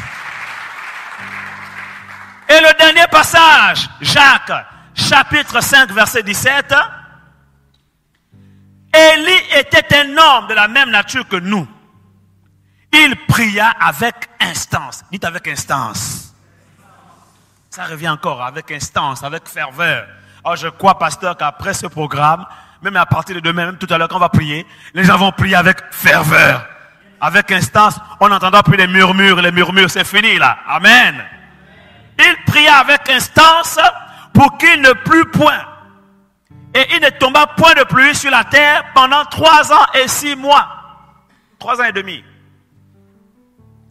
Souvenez-vous, Élie partit parce que le pays était sous l'influence et la domination. qui avait libéré l'esprit d'El, l'esprit de Baal, et les 450 de l'Astarté. Les 450 prophètes de Baal et les 400 prophètes d'Astarté. Le peuple s'est détourné des voies de l'Éternel. Dieu envoie le prophète Élie. Il parle au roi Akab. Parce que sa femme Isabelle l'avait déjà séduit lui aussi. Il dit, il n'y aura ni pluie ni rain si ce n'est à ma parole. Le livre des rois ne nous révèle pas ce que Jacques nous dit ici. Quand on lit ça, on se dit, il a déclaré la parole prophétique et c'est bon, la parole prophétique a agi d'elle-même et la pluie n'est pas tombée pendant 6 mois et demi. Pendant 3 ans et demi. Mais c'est Jacques plus tard, des siècles plus tard. Parce que quand même, entre l'Ancien Testament et le Nouveau Testament, il s'est écoulé 4 siècles. 4 siècles de silence où il n'y a plus de prophètes qui ont parlé la parole éternelle. Des siècles plus tard, l'apôtre Jacques, après Jésus-Christ, nous révèle ce qui s'est passé entre le moment où la prophétie a été relâchée et au moment où elle s'est accomplie. Il déclare que Jacques nous révèle que pendant ce temps, Élie a prié avec instance. Aïe, aïe, aïe, aïe, aïe, aïe, aïe, aïe, aïe. Ça veut dire que, parce que moi je ne comprends pas, mais Élie était un grand prophète. Il a prophétisé. C'est bon. C'est bon. Sa prophétie vient de Dieu, donc c'est bon. C'est fini. La prophétie agira. C'est bon. Non. Jacques nous révèle qu'entre le moment où Élie a prophétisé et le moment où la prophétie s'est accomplie, Élie est allé prier. Mais pourquoi a-t-il prié? Parce que la prophétie même venant de Dieu, écoutez-moi bien, la prophétie même venant de Dieu a besoin de prière pour qu'elle s'accomplisse.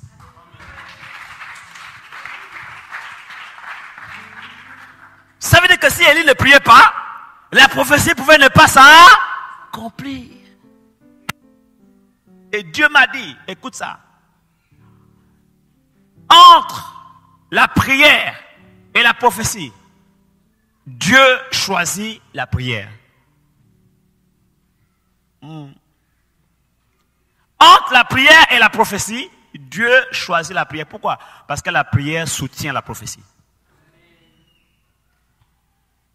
Quand la Bible déclare, la prophétie court vers son terme, attends-la. Elle s'accomplira certainement. Il ne s'agit pas d'attendre les bras croisés en disant c'est bon, l'homme de Dieu a prophétisé, ça s'accomplira, c'est bon de toute façon, c'est un homme de Dieu, c'est un prophète, si c'est un vrai prophète. Et la Bible déclare que à quoi reconnaîtra-t-on un vrai prophète quand ce qu'il dira s'accomplira. Donc il a prophétisé, c'est bon, j'ai vu ma vie. Si c'est un vrai prophète, elle s'accomplira. Frère, sœur, détrompe-toi. Même si c'est un vrai prophète, même si c'est une prophétie qui vient de l'Éternel, s'il n'y a pas la prière, elle peut ne pas s'accomplir. Et c'est bien que je vous le dise. C'est important. Parce que beaucoup, vous allez recevoir des prophéties encore.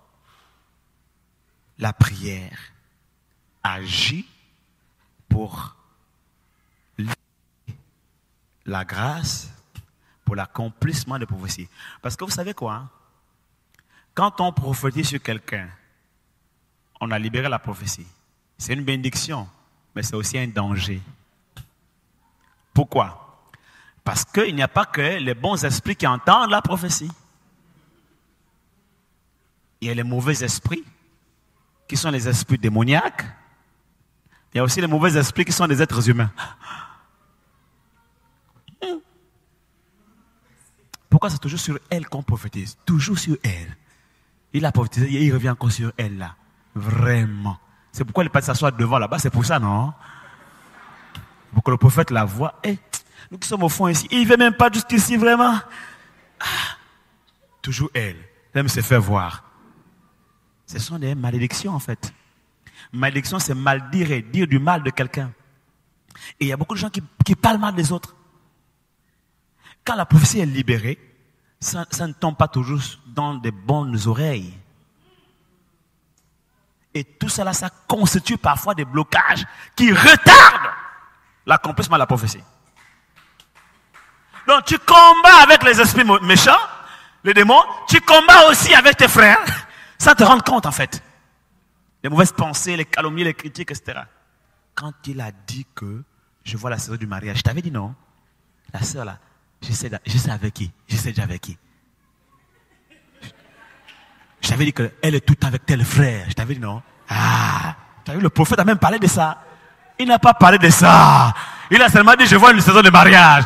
Tu as récupéré la prophétie, tu es maintenant allé amplifier ce qui même explique la prophétie du prophète. Mais non! Il y a un frère, il a entendu comment je prophétisais sur une sœur. Je vois la saison du mariage et tout. À la fin du culte, il vient voir la sœur. Sœur, c'est de moi qu'il s'agissait. Il a couru vite vers la sœur avant qu'un autre frère, Dieu le rapide, le précède. Sœur, quand la prophétie tombe là, il y a beaucoup de combats qui se lèvent contre toi. Tu es embrouillé même, tu dis Seigneur, est-ce que c'est lui, est-ce que c'est pas lui? Des fois tu penses à un autre frère, donc du coup tu es embrouillé. Les combats naissent. Le monde spirituel se lève, les gens aussi se lèvent. Vous comprenez cela? Mais tu devras prier. Quand tu pries, les eaux se calment. Le ciel devient clair. Amen. Et l'Éternel agit en ta faveur. Acclame le Seigneur, alléluia. Acclame, acclame, acclame. Alléluia. Mais si tu ne pries pas, les combats spirituels vont retarder ta prophétie. Et la Bible déclare dans Hébreux qu'il y en a qui sont morts sans avoir reçu les promesses que Dieu lui-même, par sa propre bouche, leur a faites. C'est écrit, non? Dans Hébreux. Ils sont morts sans avoir obtenu ce qui leur avait été promis par Dieu lui-même. C'est comme ça que les gens reçoivent des prophéties, des vraies prophéties venant de Dieu, de la bouche d'un vrai prophète, mais meurent sans obtenir ce qui leur avait été promis. Manque de prière. Manque de consécration. Et même pour que la pluie tombe, il a fallu qu'il aille encore prier. Il a tellement prié. Il a pris la position d'une femme qui accouche, il a pris ses pieds, et sa tête, il l'a mis entre ses pieds. Enfantement. On appelle ça la prière d'enfantement. Il a poussé. Il y a des prophéties, il y a des promesses qu'il faut pousser dans la prière pour les enfanter. Parce que quand une prophétie est libérée, une promesse t'est faite, tu deviens enceinte à l'instant. Spirituellement. Tu es enceinte. Tu portes une grossesse. La grossesse de ton miracle. La grossesse de ta bénédiction. La grossesse de ton élévation. La grossesse de ta promotion. La grossesse de ta provision. La grossesse de ta saison. Tu la portes dans tes entrailles spirituelles. La grossesse est là. Parce que tu as reçu la semence. La parole est une semence. Alléluia. Comme une femme reçoit la semence de son mari, elle est fécondée. Nous sommes tout le temps fécondés par la semence, la parole que nous recevons. Une fois que tu reçois la parole, tu es enceinte parce que tu as reçu la semence. Amen. Et la première chose que la semence produit dans la vie de quelqu'un, c'est qu'elle transforme la vie de la personne. Regardez une femme. Elle va avec son mari, elle reçoit la semence de son mari. Ça y est, la semence a produit quelque chose à l'intérieur d'elle. Et puis tu commences à voir sa forme changer, son visage change, elle commence à prendre du poids. C'est la première chose qu'une semence fait dans le corps de quelqu'un, dans la vie de quelqu'un. Change, transforme. Et après, l'enfantement. Donc avant le miracle, avant d'enfanter le miracle, écoute-moi bien, avant d'enfanter le miracle, Dieu va d'abord transformer ta vie. Oui. Donc la prophétie vient d'abord pour changer ta vie. La semence vient pour changer ta vie. Amen. Et il a prié, il a poussé. Il dit à ton frère, pousse. Pousse encore. Prie, pousse, jusqu'à l'enfantement. Et le moment quand je suis acculé, Je sens que là, j'ai plus les mots. Je dors seulement comme ça. On appelle ça des soupirs inexprimables. Des fois, je m'allonge par terre. Je suis là, je mets l'adoration en fond sonore. J'ai toujours un répertoire. Je mets mon répertoire qui coule à fond sonore. Des fois, les mots me manquent. Je sens que je suis comme une femme en douleur. Et je sens les douleurs de l'enfantement. Et je pousse. Des gémissements qui sont des soupirs inexprimables.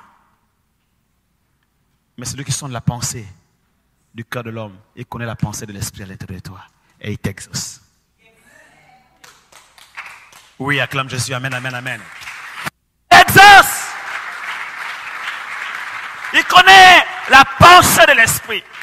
Et il t'exauce. Il t'exauce. Alléluia. Et quand il a fini de prier, il dit à son serviteur, va. Le serviteur part, il regarde. Il dit à son serviteur, il se fait un bruit qui annonce la pluie. Mais avant ça, il a envoyé son serviteur 7 fois. Chaque fois, il ne voyait rien. Et la 7e fois, il a dit, le serviteur a dit à Élie, je vois un nuage qui a la forme de la paume d'une main. Que Dieu nous donne des serviteurs persévérants. Parce que 7 fois, à un moment donné, il y en a qui vont dire, pasteur, homme de Dieu, la vision là, tu as vraiment bien vu. Tu es sûr que ça vient de Dieu. Mais pourquoi depuis là, ça traîne. Parce qu'il a du mal. Parce que 7 fois, on n'a pas dit que c'était... On ne dit pas combien de fois. Les 7 fois là, c'est quoi? Est-ce que c'est 7 jours? Est-ce que c'est 7 mois? Cette année? Une fois, oui, avant que la pluie ne tombe.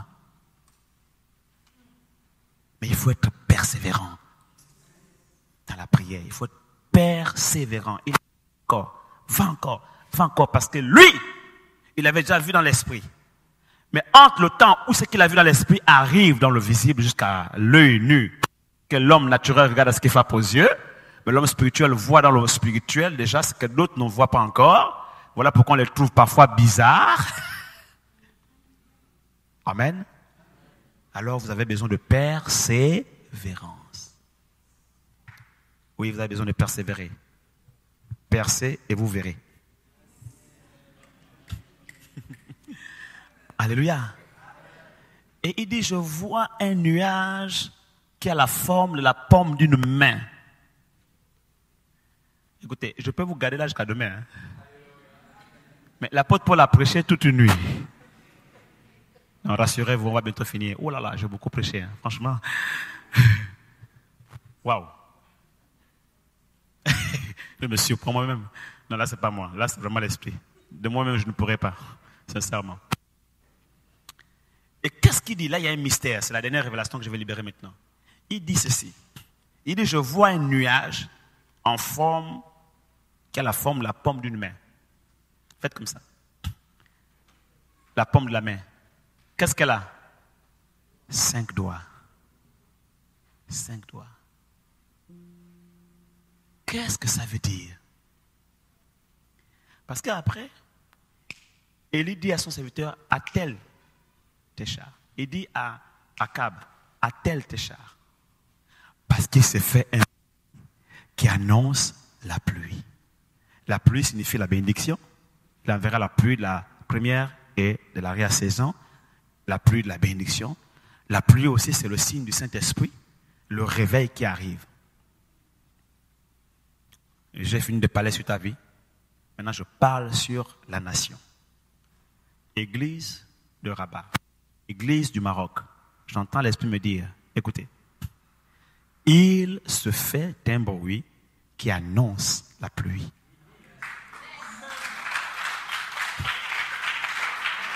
J'entends dans mon esprit, il se fait un bruit qui annonce la pluie. Une grande pluie arrive au Maroc.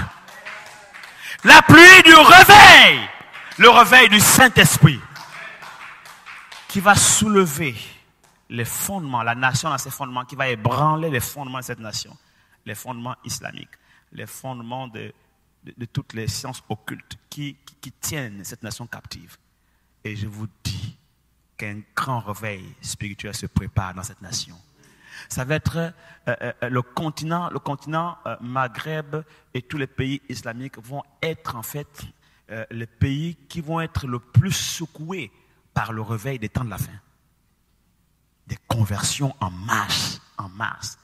Et le réveil va venir comme une pluie de torrents qui va ébranler toutes les lois qui ont été établies contre l'évangile dans ces nations. Alléluia! Et il y aura des conversions massives des autochtones dans cette nation. Des fils et des filles de ce pays vont se convertir en masse. En masse. Ils seront plus nombreux que nous. Ouais. Et la mission pour laquelle tu es ici, c'est pour intercéder en faveur de ce réveil. C'est pas pour manger cheeseburger, burger. Il y avait un médecin du Congo qui se retrouve à Paris. Et puis, il y a un de ces pasteurs qui arrive et se croise au métro. Oh, tu es ici? Il dit oui. Tu fais quoi? Non, je suis venu pour faire la médecine et tout. Tu as fini? Oui, j'ai fini. Ah! Non, je suis venu pour la spécialisation. Parce qu'il était médecin au pays et il est venu pour la spécialisation. La spécialité, c'est plutôt marrant. Et le pasteur était content, il dit waouh, mais c'est très bien. Et alors, qu'est-ce que tu fais? Il dit je travaille. Tu travailles où? Parce que le pasteur se disait, mais donc, comme il a fini la médecine, donc il travaille. Il dit, ah, pasteur, Dieu m'a béni. Le pasteur se dit, c'est sûr que là, vraiment, il a un poste de... Donc, tu travailles où? Il dit, je travaille à Quick. Le pasteur dit, attends, il y a un dispensaire ou bien un truc hôpital, un service médical à Quick, et ils l'ont pris comme médecin. Il dit, non, je travaille à Quick. Tu fais quoi à Quick? Je vends les hamburgers, cheeseburger. Et Dieu m'a béni. Non. C'est pas pour ça que Dieu t'a envoyé dans ce pays. Parce que quand la pluie arrive, c'est pas les petits boulots. Le réveil vient renverser les fondations politiques, économiques, sociales dans le pays. Et là, il y avait la pénurie. Dieu envoie la provision. Quand il y a le réveil, il y a une éclosion économique. Les gens vont trouver du travail facilement. À cause de l'action de l'Église. À cause des prières de l'Église. La nation sera bénie. Tu cherches du travail. Tu galères aujourd'hui parce qu'il n'y a pas encore le réveil. On galère pour faire venir les gens à l'Église parce qu'il n'y a pas encore le réveil. Mais quand le réveil arrive, en fait, le problème qu'on aura, c'est de dire aux gens un peu de rester chez eux parce qu'on n'a plus de place pour les contenir. Oh, acclame Jésus, alléluia! Et il arrive parce que j'entends un bruit qui annonce la pluie. Mais avant, Élie a d'abord tué les 450 prophètes de Baal et les 400 prophètes d'Astarté sur le mont Carmel. Avant ça, il faut monter sur le mont Carmel. Il faut aller sur la montagne de prière. Et il faut tuer tous les prophètes de Baal, d'Astarté, renverser les autels, détruire les alliances étrangères. Oh, quelqu'un ici acclame Jésus. Oh, Yabo Sakataramaya. Acclame la parole de Dieu. Alléluia. Amen. Dans ta famille, monte sur la montagne, détruis les prophètes de Baal, détruis les œuvres de la sorcellerie, renverse les autels, détruis les alliances étrangères. Et la pluie va descendre. Mais avant ça, avant ça, la Bible déclare que Élie releva l'autel de l'Éternel qui avait été renversé. Pour que tu sois capable de faire descendre la pluie du ciel, et que tu sois capable de renverser les 450 prophètes de Baal et 450 prophètes d'Astarté, tu devras relever d'abord l'autel de l'Éternel dans ta propre vie. Fais monter l'arche. Et ton frère, fais monter l'arche. Fais monter l'arche. La présence de Dieu. Et là, on est toujours en train de parler de la vie de prière. Vous comprenez cela? Donc finalement, la pluie, même le feu qui est descendu du ciel n'était que la conséquence de la prière. Et pour terminer, il dit bien, un nuage qui a la forme de la paume d'une main. 5 doigts. Ça veut dire qu'avant que la pluie ne tombe, Dieu va d'abord restaurer l'ordre divin dans l'Église. Quel est l'ordre divin? Dieu va rétablir l'ordre des 5 ministères dans l'Église.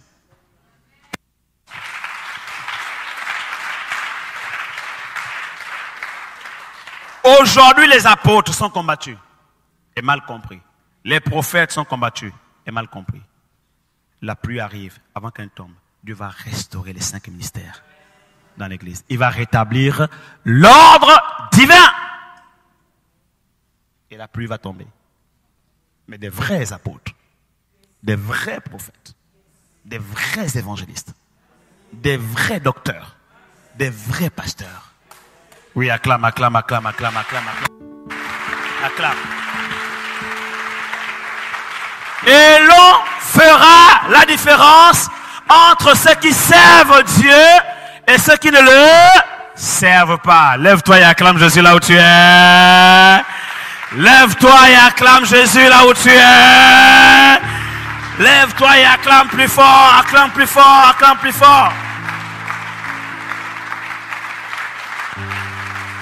Je n'ai pas parlé d'acclamation fatiguée. L'acclamation vivante. Acclamation puissante. Acclamation de feu. Alléluia. Est-ce que Dieu, Jésus-Christ, a des disciples dans cette salle? Alors, tout disciple accompli sera comme son maître. Jésus avait coutume de prier. Toi aussi, tu dois avoir une bonne coutume de prier. La vie de prière d'un bon disciple de Jésus-Christ. Élève ta voix et rentre. Seigneur, merci pour ta parole. Vraiment, tu m'as inspiré et j'ai pris beaucoup de temps pour prêcher et enseigner sous l'inspiration du Saint-Esprit. Je suis convaincu que ce n'est pas pour rien que tu as inspiré ces moments de la sorte.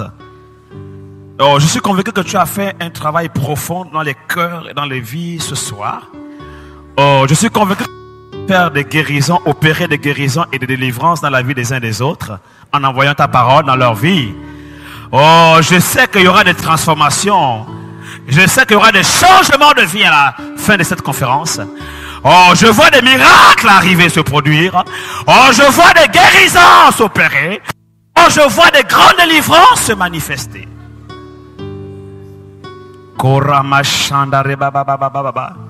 Et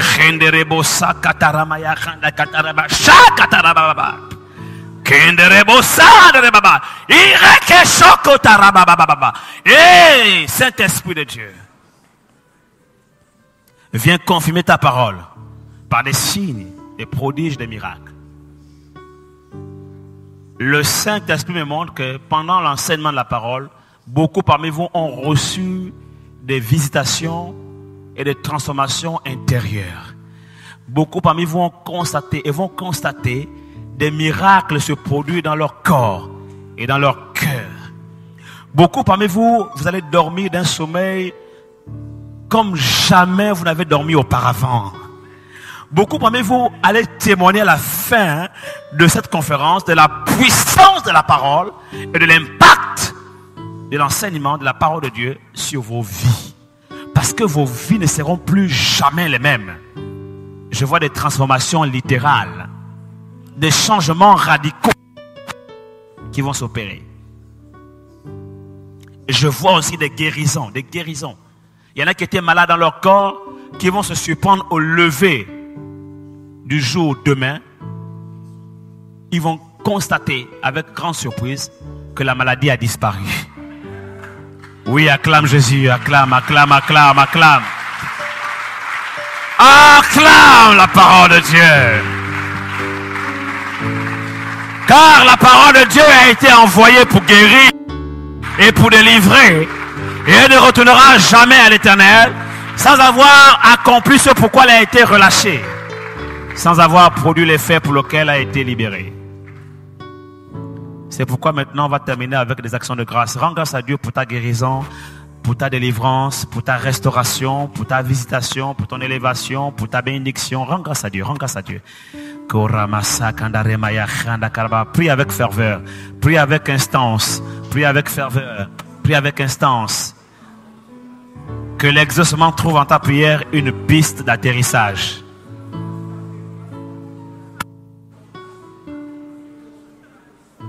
Prie, prie, prie encore, prie encore, prie encore. Prie encore. Il y a une onction de grâce qui est en train de couler dans cet endroit. Il y a une onction de grâce, une onction de grâce, une onction de grâce, une onction de grâce. Elle est forte, la grâce de Dieu ici. Je peux la ressentir dans mon esprit. Elle est pour toi. Sois. Elle est pour toi. Reçois la grâce. Elle est pour toi. Reçois la grâce. Dans tous les domaines de ta vie, la grâce coule. La grâce coule. La grâce coule. Elle coule.